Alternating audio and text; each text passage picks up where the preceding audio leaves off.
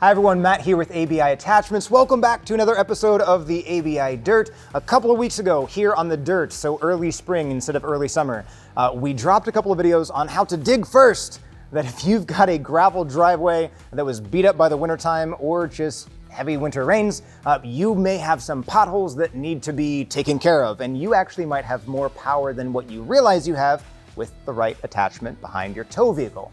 Well, we had a chance here recently to get out on a neighbor's property and dig first for ourselves and give you a glimpse of what it looks like to take matters into your own hands when it comes to your gravel and rip some things up and level out your gravel driveway and clean up some of those potholes and hopefully make your life a whole lot better when you're rolling over the drive. So let's take a look at the work we did. So I want to set the stage before we start digging into the ground. So we have got about 250-foot long driveway in downstate Michigan, about an hour from our location.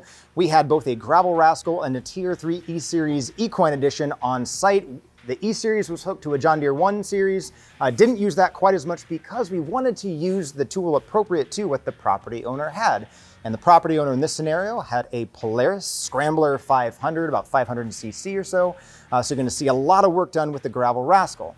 Now, when it comes to the driveway itself, the driveway, you can see the potholes, you can see the vegetation. What's difficult to see is that you've got two different slopes, two different contours we're working with. One is from the road back to kind of the house, the garage. The other slope we had to keep in mind is that you're actually contoured from side to side on that gravel drive. So typically, here on the Dirt and here at ABI Attachments, we recommend, when at all possible, for you to crown your driveway.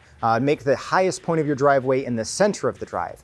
That works great when you're on a level contour or a level plane because that sheds the water. And remember, the best way to prevent potholes from returning once you've dug them all up is to have your gravel driveway sloped such water sheds so it doesn't sit, pool, and form new potholes.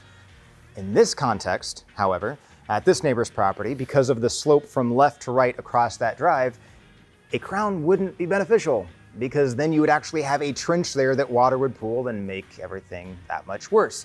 So you're gonna see that we are actually keeping with the contour of the drive, which means we're tearing up a lip from the drive to the lawn. I'm gonna stop there for a second. I know this is all the disclaimer stuff. Around here we talk a lot about gravel driveway repair, working up the gravel itself. You're gonna see us rip up a whole lot of sod and a whole lot of lawn today. This is real life. This is realistic. Sometimes the best way to care for your gravel drive and shed water off your gravel drive is to tear up the lawn and tear up the sod at the edge of the gravel drive so your water has somewhere to go. Just remember, grass seed is much cheaper than new gravel. All right, hang on to that, we'll get to that later. Because you're also gonna see that at the main gravel drive by the house, we're moving quite a bit of the sod we ripped up, quite a bit of that soil, up to a low spot at the end of that gravel driveway because water was rushing down from the road and pooling right there in that low spot.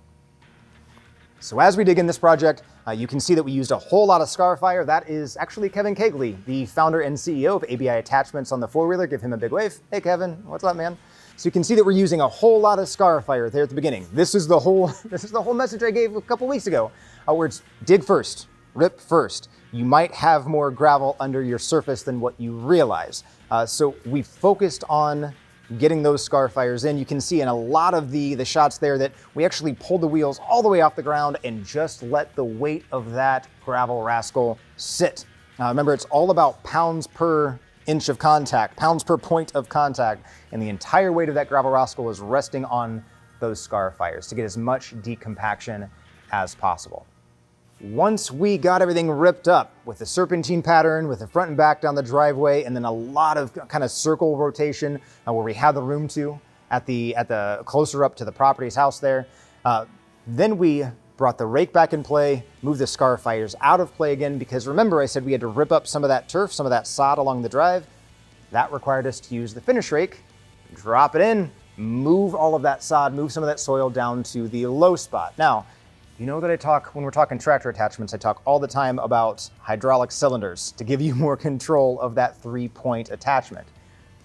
When you're working with the gravel Rascal or another tow behind attachment that needs to be moved up and down a lot, We strongly recommend, as adamantly as I recommend a hydraulic cylinder for a tractor, we recommend that electric actuator for the gravel Rascal, because then from the seat of the four-wheeler, from the tow vehicle, you can hit a button, raise and lower, and you're not hopping off the four-wheeler every time you make a pass. So you're not tearing up the rest of your yard. So that's my shameless plug here. Anytime you're planning on doing gravel work and you know you have to stop at the end of the driveway and come back, that electric actuator is going to save you a whole lot of time and a whole lot of frustration. We did not have that electric actuator on this unit, so Kevin got a lot of practice jumping on and off a four-wheeler.